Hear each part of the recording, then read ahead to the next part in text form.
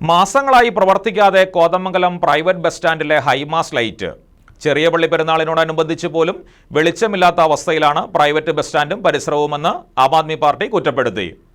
Kothamangalam private bus സ്റ്റാൻഡും പരിസരവും PO ജംഗ്ഷനും ഉൾപ്പെടെ മാസങ്ങളായി ഇരുട്ടിലാണ്. കോതമംഗലവും നഗരപ്രദേശവും ദേശീയ തീർത്ഥാടന കേന്ദ്രമെന്നിരിക്കെ ലക്ഷക്കണക്കിന് നാനാജാതി മതസ്ഥർ ഒഴുകിയെത്തുന്ന കോതമംഗലം ടൗൺ ആകെ ദീപാലങ്കാരങ്ങളാൽ മുഖരിതമാണെങ്കിലും വിശ്വാസികൾ വന്നിറങ്ങുന്നതും ദിവസേന 300-ലധികം ബസ്സുകളും നിരവധി KSRTC രാത്രികാല സർവീസ് നടത്തുന്ന ഈ പ്രൈവറ്റ് ബസ് സ്റ്റാൻഡിൽ ഹൈമാസ്റ്റ് ലൈറ്റ് പ്രവർത്തനരഹിതമായിട്ട് മാസങ്ങളായി. കാൽനടയായും ബസ്സിനും വളരെ ദൂരങ്ങളിൽ നിന്ന് കബറിടം കണ്ടുവണങ്ങാൻ രാത്രികാലങ്ങളിൽ വരുന്ന വിശ്വാസികൾക്ക് വെളിച്ചമില്ലാത്ത അവസ്ഥയാണ് ബസ് സ്റ്റാൻഡും പരിസരവും.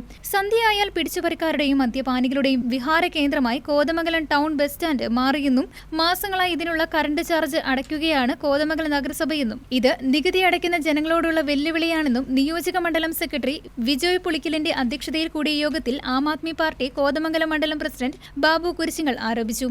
ദിവസേന 300-ലധികം പ്രൈവറ്റ് ബസ്സുകളും KSRTC അടക്കം സർവീസ് നടത്തുന്ന കോതമംഗലം ഈ മുനിസിപ്പൽ പ്രൈവറ്റ് ബസ് സ്റ്റാൻഡിൽ നിലവിൽ സ്ഥാപിച്ചിട്ടുള്ള ഈ ഹൈമാസ് ലൈറ്റ് 2 വർഷത്തോളമായി നിലവിൽ പ്രകാശിക്കുന്നില്ല. ഇത് പലവട്ടം പരാതികൾ കൊടുത്തിട്ടും മുനിസിപ്പാലിറ്റി അധികാരികൾ ഇതിന് ഒരു ചെറുവിരൽ പോലും അനക്കുന്നില്ല. ഇതുമൂലം ദുരിതത്തിലാവുന്നത് ഹൈറേഞ്ച് മേഖലയിൽ നിന്നും മേഖലയിലുള്ളവരും ടൂറിസ്റ്റുകളടക്കം വിദ്യാർത്ഥികളടക്കം സ്ത്രീകളടക്കമുള്ള ആളുകളാണ്. എന്ന് പറഞ്ഞാൽ മദ്യപാനികളുടെയും എല്ലാം ശല്യം കൂടുതൽ വരുന്ന ഈ സമയത്ത് രാത്രികാലങ്ങളിലായി ഇരുട്ടി വ്യാപിക്കുന്ന ഈ പ്രദേശത്ത് വ്യാപാരികൾ അടച്ചുപോയാൽ പിന്നെ ഈ പ്രദേശം ഏതാണ്ട് കൂരിരുട്ടിലേക്ക് മാറുകയാണ്.